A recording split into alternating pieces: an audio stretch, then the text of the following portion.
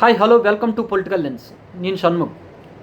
రీసెంట్గా నేను 2 YouTube shorts చూసాను. ఫస్ట్ వన్ ఏంటంటే, జగన్మోహన్ రెడ్డి సీఎం అయిన తర్వాత 2019లో ప్రైవేట్ స్కూల్ ఫీజును రెగ్యులరైజ్ చేస్తూ ఓ జీవో రిలీజ్ చేశారు. ప్రైమరీ స్కూల్కి అయితే 12,000 రూపాయలు, అదే హై స్కూల్కి అయితే 18,000 రూపాయలు ఫీజులు ఉండాలి, అంతకంటే ఎక్కువగా ఉండకూడదు అనేది ఆ జీవో. చాలా మంచిది, ఇటువంటి జీవోలు ఇంకా రావాలి. ఎందుకంటే పిల్లల చదువులు అనేవి పేరెంట్స్కి ఆర్థిక భారం కాకూడదు, కాబట్టి ఇటువంటివి ఇంకా రావాలి, దాన్ని యాక్సెప్ట్ చేయాలి. అయితే దాని తర్వాత ఇంకో షార్ట్ కూడా చూసాం. అందులో జయప్రకాష్ నారాయణ ఏం చెప్పారంటే, గవర్నమెంట్ స్కూల్లో చదువుతున్న పిల్లల కోసం గవర్నమెంట్ ఏడాదికి 92,000 రూపాయలు ఖర్చు పెడుతుంది అని చెప్పి ఆయన చెప్పారు. అయితే ఇక్కడే ఒక క్వశ్చన్ రైజ్ అవుతుంది. 12,000 రూపాయలకి 18,000 రూపాయలకి ప్రైవేట్ స్కూళ్ళు క్వాలిటీ ఎడ్యుకేషన్ ఇవ్వాలి అని డిమాండ్ చేస్తున్న గవర్నమెంట్ 92,000 రూపాయలు పిల్లల మీద ఖర్చు పెట్టి ఎంత క్వాలిటీ ఎడ్యుకేషన్ ఇస్తున్నాయి, ఆ విషయంలో ఎంతవరకు సక్సెస్ అవుతున్నాయి అనేది ఇప్పుడు క్వశ్చన్ అనమాట. ఎందుకంటే సంవత్సరం తరువాత పిల్లల్లో ఐక్యూ పవర్ ఏమైనా పెరిగిందా, వాళ్ళలో మార్పు ఏమైనా కనిపించిందా, లేదంటే 10 ఏళ్ల క్రితం గవర్నమెంట్ స్కూల్లో చదువుకున్న పిల్లలు ఇప్పుడు ఏ పొజిషన్లో ఉన్నారు, ఏ ర్యాంక్స్ వస్తున్నాయి, వాళ్ళు ఏ విధంగా స్థిరపడ్డారు అనే విషయాన్ని ఏమైనా గవర్నమెంట్ అనేది చూస్తుందా లేదా అనేది ఇప్పుడు క్వశ్చన్.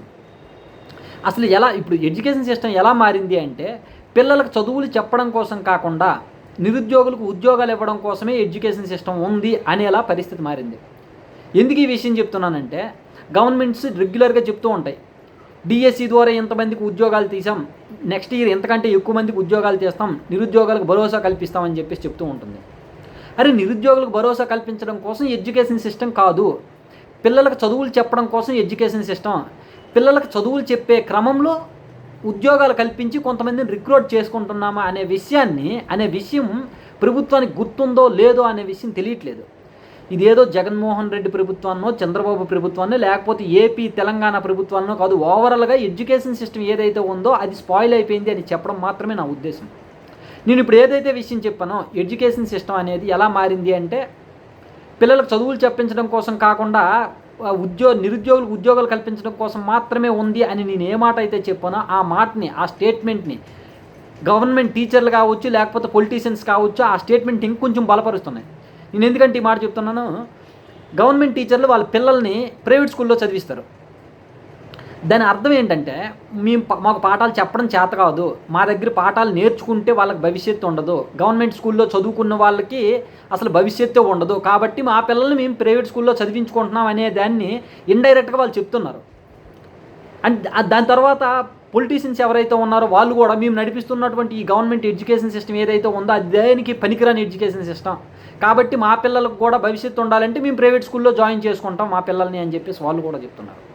ఇండైరెక్ట్గా దాని అర్థం అదే ఉంది. గవర్నమెంట్ స్కూల్లో చదివితే పిల్లలకి ఎలాంటి భవిష్యత్తు ఉండదని పొలిటీషియన్స్ కావచ్చు, రాజకీయ నాయకులు కావచ్చు, లేకపోతే గవర్నమెంట్ టీచర్లు కావచ్చు క్లియర్గా చెప్తున్నారు ఇండైరెక్ట్గా.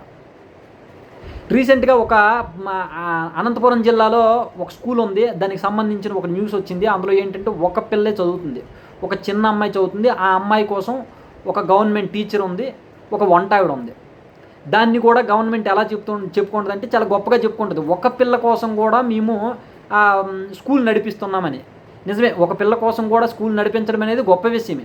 కానీ ఒక పిల్లే ఎందుకు అక్కడ చదువుతుంది? ఆ చుట్టుపక్కల ఊర్లో కావచ్చు, ఆ ఊర్లో కావచ్చు, ఇంకా పిల్లలు ఎవరూ లేరా? వాళ్ళందరూ ప్రైవేట్ స్కూల్కి కాకుండా గవర్నమెంట్ స్కూల్కి కాకుండా ప్రైవేట్ స్కూల్కి ఎందుకు వెళ్తున్నారు? ఇది మన ఫెయిల్యూరే కదా అని అనుకోకుండా దాన్ని గర్వంగా చెప్పుకోవడం అనేది మన దౌర్భాగ్యం అనమాట.